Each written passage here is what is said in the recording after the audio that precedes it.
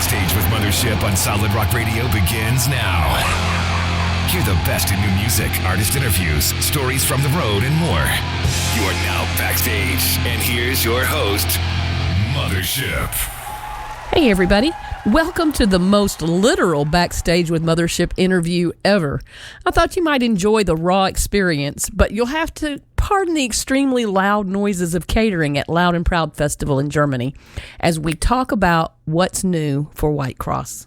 Tell me who you are and what band you're with and what you do with your band. My name's David Roberts. I'm the lead singer for Whitecross. And are you part of the writing process? I have co-written a couple of the songs, but Rex does most of the writing, and I throw him ideas all the time. Some gets used and some don't, but I do try. What does a song need to be solid in your eyes? The message is the most important thing. Jesus is the most important thing. So totally about the message, and if we can find an artistic way to make it work with music and the message is clear, that's when it's accepted for us, as a song.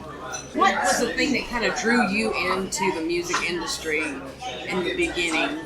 Well, I was about 3 years old, and there was a broomstick laying up against the wall, and I started singing, so that was my first microphone. Nice. What is your favorite song in Whitecross? I like, that's a tough one. I'm going to go with Lion of Judah. It's just a really fun song. It's a powerful song, and I also like the new song called 29,000, which represents the days that God gave us for this earth. And what have y'all got going on? We've got a new album coming out in February, Whitecross's first album in many, many years, and we're very excited. Fresh new material, and it's I would call it seasoned Whitecross. It's got the same feel as the old stuff, and then there's also some newer stuff that's like there's a mandolin acoustic song on there, which we will perform actually tonight, and called Blind Man. Jesus heals the blind. He can heal all things, addiction, raise people from the dead even, so it's a beautiful song, and I would say the album is just very well-rounded and very well-written. But Rex is the driving force behind this band, and I have to give all credit to him. What kind of message would you like to give to the fans? Well, be on the lookout for the new album. There's a lot of very cool, strong messages in the songs. And you can find all the information about upcoming shows. If you want us to come to your area and perform, we're actually having a contest on whitecrossband.com where you can enter your email address, and we're going to pick 2 winners that'll get a couple of T-shirts and a CD. And, maybe we can come to your town and perform. What would you like your legacy to be? Ooh. As a man of God. And plain and simple. Yeah, that's the most important thing. I've dedicated my life to music, so I would hope that I would be remembered for that as well. Yeah. Now, sometimes y'all get to see that when you're on the road. You have a story, kind of was an aha moment for you with a fan, or? Well, for me, the most rewarding is, even though I can't take credit for any of it, but with the old singer and the material, the older Whitecross material, I will have fans, it's happened on several occasions, that will come up to me and say, I used to listen to Whitecross all the time, and it was Whitecross music that brought me to the Lord, and that is so rewarding. That's my favorite thing. I love the fans. Whitecross fans are very loyal to the band, and I love that. And I really believe that they will enjoy the new music as well. Well, I'm looking forward to it, because we had a little talk about it the other day. Yeah. And it sounds like there's a little bit of something for everybody. Yes, there is. And there's a couple of slow songs. There's actually like 3 slow songs, I would say. One acoustic with mandolin. One has actually got orchestrated parts in it. Yeah. And then the other one is just an acoustic and vocal from Rex to the fans. A personal message from him to the fans, I would say. Okay. Well, I have another guy on my right over here. So let's see. Hey, what's your name? Hi, I'm Michael Thean. Well, tell us about how you got started with the band and what kind of music background you have. I started playing drums when I was about 16 and was a self-taught player, then started taking lessons later on. My dad was in the Air Force, and so at about 18 years of age, I was actually here in Germany, very close to Frankfurt in Ramstein, and that's where I really gave my heart to the Lord. And Striper kind of came on the scene later on, and I was like, wow, I want to do that. I want to use my gift in God's army. And in 1991, God opened the door, and I joined Whitecross and been with them ever since. Been very rewarding? I mean, it can be challenging, but there's definitely times it's very humbling. I mean, you can get caught up in like the performances and making sure you're sounding good. And like one that I have in particular, a guy came up to me. It's probably like within the first 2 years when I joined the band, 92 or 93, and he came to a show and wanted a stick, and I didn't have any more sticks I could give out, and so I broke a cymbal, and I said, hey, you want this cymbal? And he was like, oh my gosh, and so I signed it or whatever, and he reaches out to me on Facebook about 10 years later, and he's, I always get emotional with this. He said that he was running from God, and that night, he said that just what I did, I wasn't thinking anything about it. And he said God just used that and went back to the church. He became a youth pastor, and then he was like, I'm a youth pastor now. And that's when I'm like, man, God, you're using a ding-dong like me to like touch people. And that's the most important thing. I mean, music is so fun. I love these guys. But obviously the most important thing is reaching souls for Jesus. There's lots of different levels. There's lots of different levels. But at the end of the day, that is the crucial. I think I'm finding as I'm getting older, too, that you realize you're very passive and you're doing things and you have no idea of the impact. Totally. Just a little thing. Totally. Handing a pick to somebody, handing a stick to somebody. And that moment in time, that's their Ebenezer. Yes. And you have no idea how God can take that and just totally run with it. Yeah. It's amazing. Yeah. How have things changed since the 90s? Now y'all are kind of back in the game, doing a new album and everything. Yeah. How have things changed in the industry? Gosh, a lot. A lot? I mean, with record labels, with, the music, obviously, especially here in America, fans, and not put anybody down, because I'm from America and I'm the same way. You can get real fickle. You're waiting for the next thing. Like in Latin America and Europe, when they're a fan of somebody, it's for life. And, but yeah, just the music changing and everything. But it's so good to be here with all the younger bands that are like, they've taken the reins now and they're running with it. It's fun. And like we just said, I mean, you're probably hearing some of these bands and you're saying, if it wasn't for Whitecross, there wouldn't be X, Y, Z band. That's really humbling. Yeah. And it's cool. When I was at the airport, I, ran into Disciple, and just awesome guys. Yeah. Everybody wouldn't be truthful if they didn't say there's a healthy competition. You want to be, as good as you can be. But at the end of the day, we're all on the same team, and so it's good because there's a lot of camaraderie, which is nice. Yeah, and it's nice to build each other up and encourage each other. Yes. New music coming up. So excited. What is it on your end that you're most excited about? One is that the band hasn't put out material in probably like 21 years. Issues in the band and prevented that. And I think when Dave came in, it's just a surge of newness and energy. And Rex ended up writing some of to me, the best material he's ever written. And I'm just excited for people to hear it. What do you want this legacy to be? Of Whitecross? Of Whitecross, yes. Gosh, just a tool that God used and blessed people, made them happy. Yeah. And for yourself? My legacy? Yeah. Wow, that's crazy. That's a crazy question. Wow. I mean, somebody that, will be like, oh my guy, he really loved Jesus. Yeah. You just want to extend yourself into other things. Yeah. I don't know why you're making me cry. I don't think I've lost a lot of people in my life in the last few years, and you don't think about it till like you do start losing people, and you realize how much they meant to you. Yeah. And you think, what is my life going to mean to somebody else? Totally. I lost my wife. It's been 10 and a half months. Oh, I'm so sorry. Yeah. And I know you're going to make me cry. Yeah. She left a legacy. Yeah. Sure. And, you're going to, from the experiences and things that you have with her, you can also leave a legacy by what you write. Absolutely. And she loved the ministry of the band. Yeah.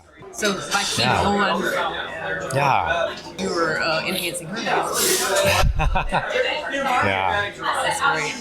So, Well, I sure do appreciate y'all talking to me. I'm going to see if I can't. get the scary guy. Somebody The else. scary dude. All right. Thanks for talking to me. Thank you. I am Rex Carroll, and I play lead guitar with Whitecross How long have you been with Whitecross? since about 1985. Whoa. So have we found the oldest member? That's currently in the band? Yeah, in terms of who's been in the band the longest, that would be me. Awesome. I'm the second eldest member of the band, though. So now that you can tell us the lore, how did this get started? Well, in 1977, I was introduced to Christian music. I started in a Christian music group on campus at university, and then in the fall of 1977, my group opened up for the Resurrection Band. Oh, wow. Res Band, yeah. On campus, and I met Glenn Kaiser, and that was really cool because it showed me a template of you can have a rock band and you can also glorify the Lord in your music. And that's something that I always wanted to do. And I always listened to groups like, Black Sabbath and Led Zeppelin and Cream and Deep Purple and stuff growing up. Christian music didn't exist outside of church. And I wanted to have a rock band that would just give God the credit.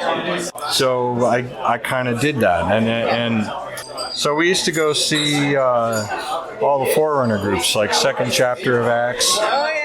I saw Keith Green in Rockford, Illinois. Wow. And I think I saw Benny Hester. I saw Nancy Honeytree. I met her at one of the early music festivals. And so kind of that scene. Yeah. And Phil Keaggy was like the only really guitar hero. And there was Christian rock groups out, but I didn't like any of them. To me, rock and roll was like, I wanted something that was really heavy, that could keep up with like Motley Crue and Van Halen and Whitesnake and Deep Purple. Those are all my bands. Kind of meaty stuff. Those are all my bands, like the LA rock scene. Well, another thing happened after I got out of school. I got signed to Atlantic Records with a group called Fierce Heart. It was a secular rock group, mainstream rock group. We did one album for Atlantic, and that record also taught me how to record. It taught me a lot of things about the music business. It was a really good training ground for Whitecross, because we wouldn't have been able to do what we did in Whitecross if I didn't have some of that knowledge. Right. So in 1985, I met Scotty, and I was looking for a singer, and he was looking for a guitar player, and he had started a group called Whitecross with guys from his church youth group. Oh boy. They weren't very good, and I came in, and we had a lot of battles about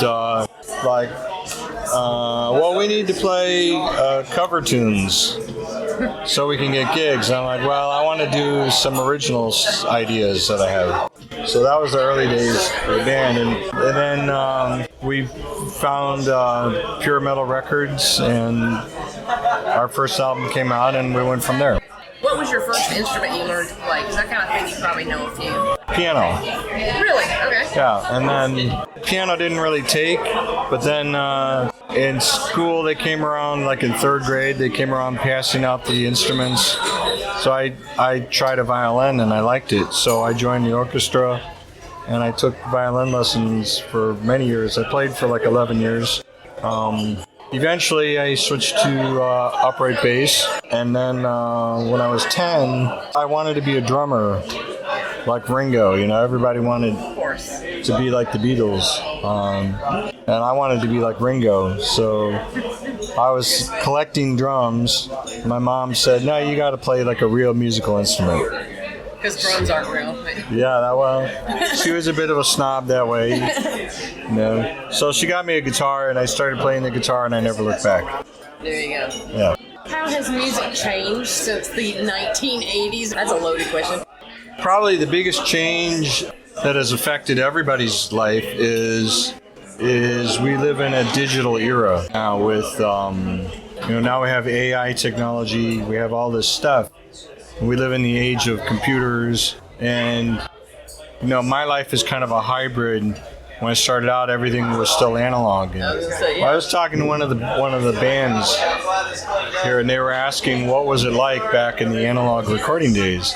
We were talking about all of the anomalies of 24-track tape recording. You're a purist. You like that sound, or? Well, it's a beautiful sound. It is. It's a sound that will never be replicated. But I do have to admit that I love the sound of our new album, which is myself and a lot of other producers have the same feeling, is that I like to try to get as much analog gear as I can at the front end. I like to use a quality microphone through a microphone amplifier and everything analog as much as possible. And then once it's recorded, then it's in the digital domain, and then you can add processing to it and make it sound like the music that we have now. So it's a hybrid. It's kind of a hybrid. Go back, but you can sure use those elements, right? Well, that's not entirely true. You can go back if you want to. Yeah, Lenny Kravitz had a thing for years about, it's like, well, why don't you use Pro Tools and go digital? And he just said, no, I want to stay pure to the analog. So he did everything on tape. Now all the tape companies went out of business, but then now a couple of them have come back because there's a boutique marketplace for artists who just want to record with that medium. It's a different medium. Like I would compare it to, like, you're a visual artist, and what kind of paints do you prefer to work with? Well, do you like watercolors, or do you like different makeup of your paint? It's kind of like that. But we live in this digital world now that has affected everybody on the planet. That's where we're at. There's no going back. But that's the biggest change also in music. See, I know you haven't done anything in I don't know how many years it's been. Long time. Yeah. So what was kind of the catalyst that, like, okay, it's time to come out with something new? Well, that would go to just stating the facts and putting things in the best light. Scotty, our previous singer, we had 38 years together, and he's really just kind of more winding down a bit, and so we weren't really doing anything new for many years. So you're louder than I am. Recording over here. I'm working over here. So, so Scotty's in Tennessee. David came in around 2020. And so we've had a couple of years to gel together. Right. And so now we're ready for new music. It's like that. And I think that the band was kind of done until Dave came in and offered us a fresh chapter. So now we've been getting out, and we're doing this interview at Loud and Proud in Germany, and I'm so excited and blessed and grateful and fortunate to be here and give God the glory for all of that, and just be thankful that we get to have another run and another, there's like more chapters to go, and the book is not done yet for us. So I'm just so happy about that. It's in a way, it's like, man, I wish we could have started on this like years ago. Yeah, but the timing wasn't right then. Right. So it's it's 2023, and here we are with a mature Whitecross. Yeah, an older, hopefully a little bit wiser. Yeah. I remember, Whitecross was the guinea pig for a lot of things. Yeah. I remember talking to our record label, please, save all the money you're spending on stupid, like cardboard cutouts of the band that go into like a Christian bookstore. Stop wasting your money on that junk, and just spend all the money. Get us like 3 weeks to open for Bon Jovi or some group. Just spend the money on that, and we'll double the sales. All we need is the exposure. And so they didn't listen. They were not receptive to any of that.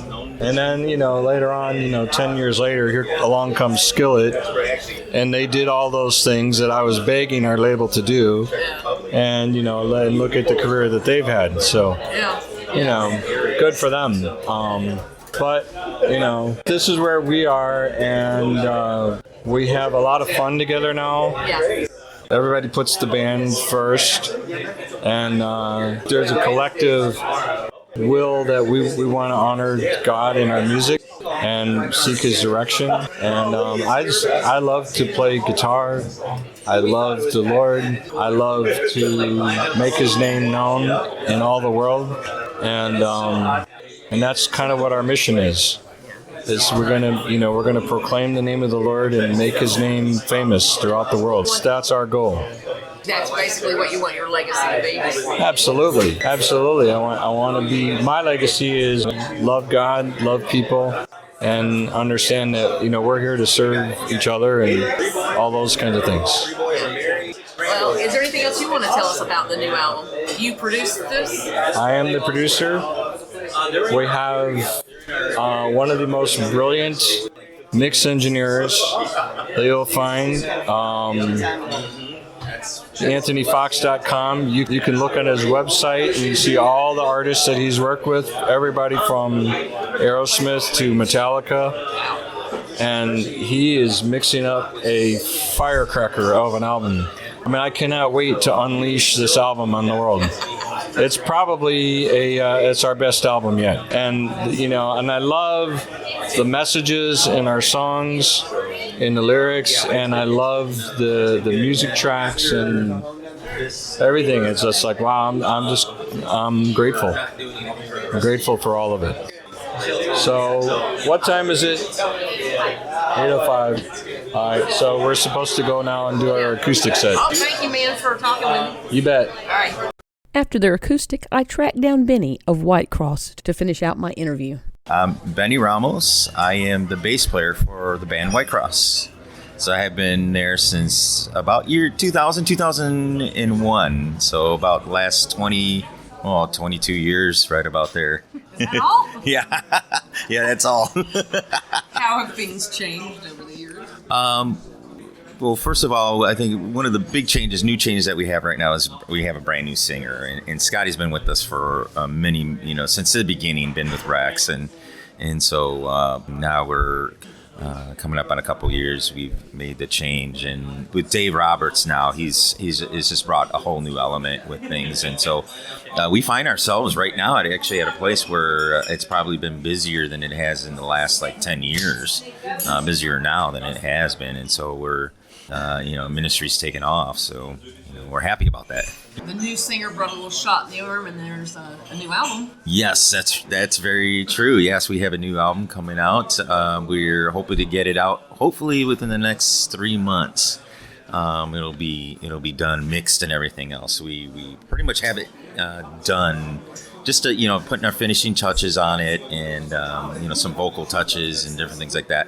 But yeah, that's going to be coming out. We're very excited about it, and and then with the anticipation with the album, already people have been been contacting us to do some things, and we're very happy to be here at Loud and Proud. It's for this year. It's our first time here, and so we hope it's the first of many times. It's just it's great. With the new album, where do you fit in the creative process? Me and Mike are like the rhythm sections, and so that's what we kind of bring into as far as creative. Mike's been a little bit for some of the writing process, but as far as songs, but we're more creative with the rhythm section. So Rex gives us some leeway with that, and so that kind of comes up to play. We've been playing together for years, me and Mike, and so we kind of have this niche now, and so he kind of lets us take it with the rhythm. Yeah, I can imagine, this long, everybody knows where they fit, you just kind of just slide in, right? Yeah, it's kind of how it is, and everybody's got their part, to play in the band, and so, and especially if you have that responsibility, then it alleviates like a lot of pressure off of Rex, and he relies on us, to be the rhythm section. So yeah. I know you have all the tracks, right? Yes. I have for example, all my bass tracks are done, and Mike's tracks are done, for the album. Yeah. What's your favorite one? It's a good question because I have several of them. I have to say right now, Fear No Evil is probably my favorite one. Just even besides musically, but I think just lyrically, it's just really based off of Psalms 23. And so, though I walk through the valley of the shadow of death, I will fear no evil. And so, when you have God on your side, that verse just really, really rings out, and it's from that whole chapter. And so the whole chapter is just amazing chapters. One of my first chapters memorizing as a child in Sunday school way back when, when I was a kid. And so, I think that's a very important song to me personally. Where are you going from here? Are you going to be touring? Yeah, we're right after Loud and Proud, we're going to Sweden to do some dates in Sweden, and so we're going to be out there doing a handful of dates, and then we're working on some things back in the States. It's coming up towards the holidays, and when we get back, so it's usually like a calmer time of the year, and so but Rex is already working on stuff for like the beginning of the year. And so, we'll probably get in the flow of things more deeper, a little bit more active in the springtime. And he as well is doing some stuff with the Petra and Not Ashamed tour in the States, all over. And so he gets a chance to do that. He's doing a couple dates in November. And so with that, and then doing the mixing of the albums. And then I'm as well helping to pastor a church. And so whenever I'm not out touring, I'm pretty busy back at church things. So yeah, exactly.